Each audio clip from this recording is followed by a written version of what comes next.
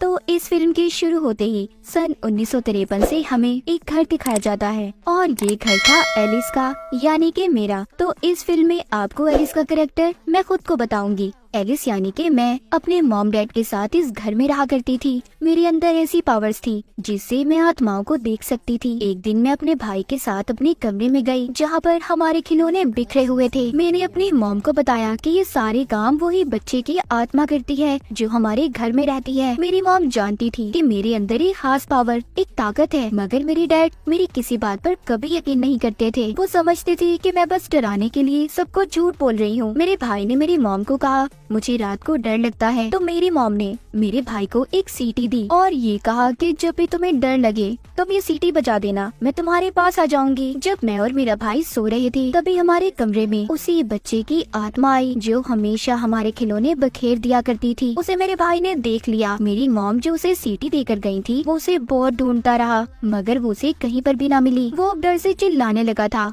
उसकी आवाज सुनने के बाद मेरे डैड वहाँ पर आ गए और मुझसे पूछा क्या तुमने फिर से कोई आत्मा देखी है, जिस पर मैंने हाँ बोला। तब मेरे डैड मुझे नीचे ले गए और बहुत मारा। बेसमेंट में बंद कर दिया था क्योंकि वो मेरे बारे में ये जानते थे कि मैं जानबूझकर ये सब कुछ करती हूँ। मैं लोगों को डराती हूँ क्योंकि मेरे डैड मेरी इन हरकतों की वजह से तंग आ चुके थे कि मुझे भूत प्रेत आत्माएं नजर आती हैं। तभी अचानक से वहाँ पर बेसमेंट की लाइट बंद हो गई और तभी मुझे वहाँ से एक आवाज आई जो मुझसे कह रही थी कि अगर तुम्हें रोशनी चाहिए तो तुम्हें ये दरवाजा खोलना होगा। दूर एक दरवाजे से जो बेसमेंट में बना हुआ था उसके सुराख से रोशनी बाहर आ रही थी और ये आवाज भी मुझे वहीं से आई। वहाँ पर उस दरवाजे की चाबी भी थी। मैंने उस दरवाजे को खोल दिया जो मेरी बहुत बड़ी गलती थी। उस दरवाजे से एक शैतानी आत्मा बाहर आई और उसने मुझ पर अपना कंट्रोल कर लिया और उस चीज ने वहीं पर मेरी मॉम को भी मार दिया। जिसके बाद वक्त गुजरता गया, मैं बड़ी हो गई और अपनी मॉम की मौत का कसूरवार खुद को समझती थी। एक दिन मैंने अपने घर पर एक लड़की को देखा जो बहुत अजीब हुलिये में थी। मतलब वो एक आत्मा थी जो बस मुझे ही नजर आ रही थी। मैंने इस बारे में अपने डैड को बताना चाहा मगर हमेशा की तरह उन्होंने मुझ पर यकीन ही नहीं किया और मुझ पर हाथ उठाने लगे। तो मैंने भी अपने डैड का मुकाबला किया और फिर मैंने अपने घर से जाने का फैसला कर लिया था। मैंने हमेशा के लिए अपने डैड और भाई को छोड़कर अपने घर से भाग गई। इसके बाद कहानी आती है 2010 में। फिर थोड़ा सा बड़े होने के बाद मैं अपने दो साथियों के साथ रहने लगी और मैं उन लोगों की मदद किया करती थी जो भूत आत्माओं से तंग थे, जिनके घर पर बुरी आत्माओं का राज होता था। आज मुझे मैक्सिको से एक आदमी की कॉल आई जिसने मुझे बताया मेरे घर में सब कुछ अजीब हो रहा है। जब मैं अपने दो साथियों को लेकर उस घर में गई तो मैं उस घर को देखकर हैरान हो गई। ये वही घर था जहाँ पर मैं बचपन में अपने मॉम डैड और छोटे भाई के साथ रहा करती थी। फिर मैंने उस घर की छानबीन शुरू की। मुझे वहाँ पर बहुत सी चीजें ऐसी मिली जो मेरे बचपन से जुड़ी हुई थी क्योंकि कई सालों से उस जगह पर कोई नहीं गया था। वहीं पर मुझे वो सीटी भी मिली जो बचपन में मेरी मॉम ने मेरे भाई को दी थी ताकि जब भी उसे डर लगे तो वो सीटी बजाकर मेरी मॉम को बुला ले। पर आखिरी बार जब हमने उस आत्मा को देखा था तो हमें ये सीटी कहीं नहीं मिली। अब मैंने उस सीटी की तस्वीर को ले लिया था। तभी वहाँ पर किसी आत्मा ने मुझ पर हमला किया और सीडी को मुझसे छीन लिया। फिर अगली सुबह छानबीन करने मैं एक कैफे में गई जहाँ पर मुझे दो लड़कियाँ भी मिली। मैं उनसे कुछ बात कर पाती तभी वहाँ पर एक आदमी आ गया जो कोई और नहीं बल्कि मेरा भाई था। मेरा भाई मुझसे बहुत नाराज था क्योंकि मैंने उसे अपने डैड के पास अकेला छोड़ दिया था जो उसके साथ भी ठीक तरीके से नहीं रहते थे। मेरे भाई ने मुझ पर बहुत गुस्सा किया और फिर वहाँ से चला गया। मुझे जो लड़कियां मिली थी वो मेरे भाई की बेटियां थी। मैंने अब उस सीटी की तस्वीर को अपने भाई की बेटी को दे दिया और कहा इसे अपने डैड को दे देना। उसी रात में अपने घर वापस आई जहाँ पर मैं छानबीन करने आई थी और जो मेरे बचपन का घर भी था वहाँ पर मुझे फिर से सीटी की आवाज आई। वो आवाज दीवार के पीछे से आ रही थी मगर जब मैंने पास जाकर देखा तो वो कोई दीवार नहीं बल्कि एक दरवाजा था। मैंने अपने डैड की रखी हुई चाबियों से जब उस दरवाजे को खोला तो वो सीटी मुझे जमीन पर गिरी हुई मिली। साथ ही मैंने वहाँ पर एक लड़की को देखा जो एक इंसान थी।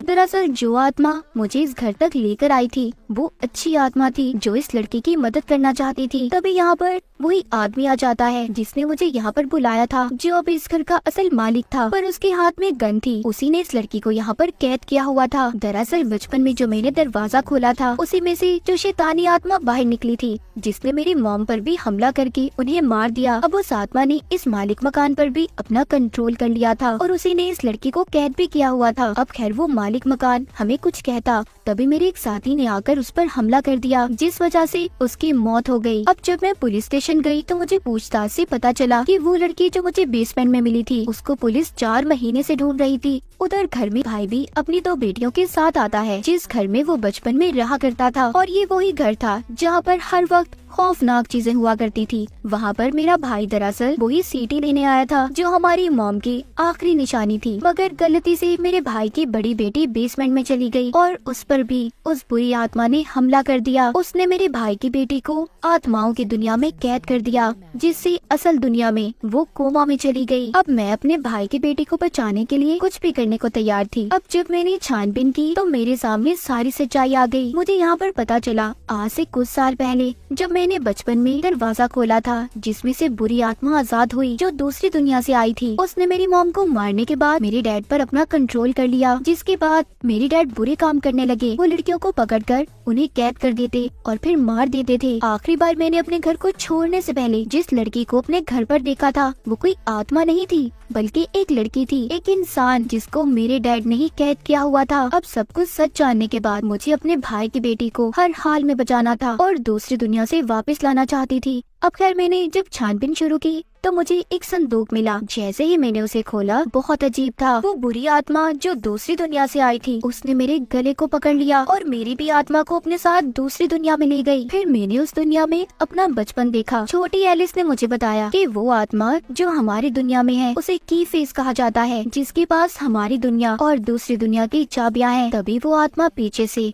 मेरे पास आई और उसने मेरा गला पकड़ लिया, जिसके बाद असल दुनिया में मैं भी कोमा में चली गई। वहीं पर मेरे भाई की दूसरी बेटी जो कि अपने बारे में अपने डैड को ये कहती है कि उसके अंदर भी मेरी जैसी ताकतें थी, वो आत्माओं को देख सकती थी, वो सीधा आत्माओं की दुनिया में जा सकती थी। इसीलिए अब वो मुझे बचाने और अपनी बहन को बचाने दूसरी दुनिया में आ गई थी। उसे वहीं पर उस लड़की की आत्मा मिलती है जिसको आखिरी बार मैंने अपने घर पर देखा था। वो उसे रोशनी देती है और ये कहती है कि तुम्हें उस दीवार के पार जाना है।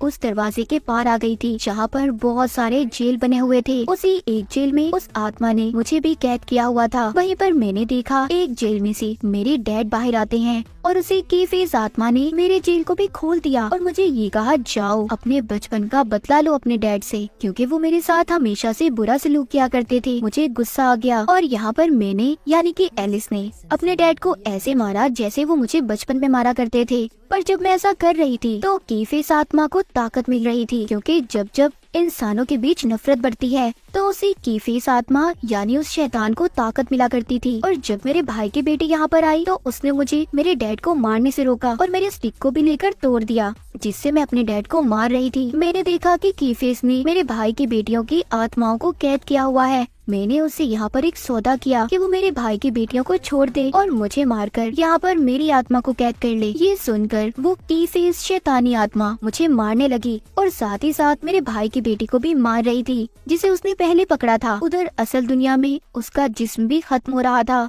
तभी उस दुनिया में जहाँ पर मैं कैद थी मेरे डैड ने उस की फेस पर हमला किया तो उसने उनकी आत्मा को भी खत्म कर दिया और फिर जिसके बाद उसने मेरे गले में अपनी उंगलियां डाल दी। पर तभी मेरे भाई की छोटी बेटी ने मुझ तक वो सीटी फेंकी जो मुझे बचपन में मेरी मॉम ने दी थी। जब मैंने उस सीटी को बजाया तो वहाँ पर मेरी मॉम आ गयी। उन्होंने उस की फेस शैतानी आत्मा को खत्म कर दिया। अब मैं अपने भाई की बेटी की आत्मा को उसके जिस्म तक पहुँचाना चाहती थी, मगर हमें वहाँ से निकलने का कोई रास्ता नहीं मिल रहा था। तभी मुझे एक दरवाजा मिला जिसकी चाबियां भी मेरे पास थी। जब मैंने उसे खोला उसके अंदर जाकर मुझे अपने भाई की बड़ी बेटी का जिस्म नजर आया, जिसके बाद मैंने उसकी आत्मा को उसके अंदर भेज दिया। उससे हुआ ये उसे असल दुनिया में भी होश आ गया। फिर मेरी मॉम ने मुझसे कहा कभी भी अपने आप को मेरी मौत का कसूरवार मत समझना, और ये कहकर वो आत्माओं की दुनिया में चली गई। जिसके बाद मुझे और मेरे भाई की छोटी बेटी को भी असल दुनिया में होश आ गया, पर हम बहुत जख्मी थे। जिसके बाद हमें हॉस्पिटल ले जाया गया। वहाँ पर मेरा भाई भी था। मैंने उसे वो सीटी दी जो हमारी मॉम ने हमें बचपन में दी थी।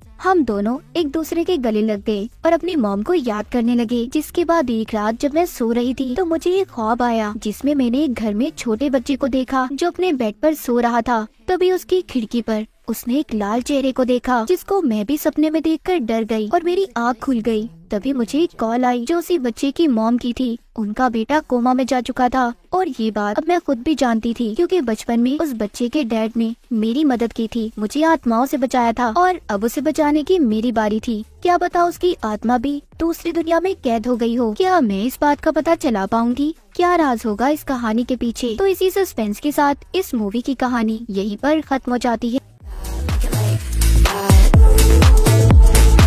Artlist.io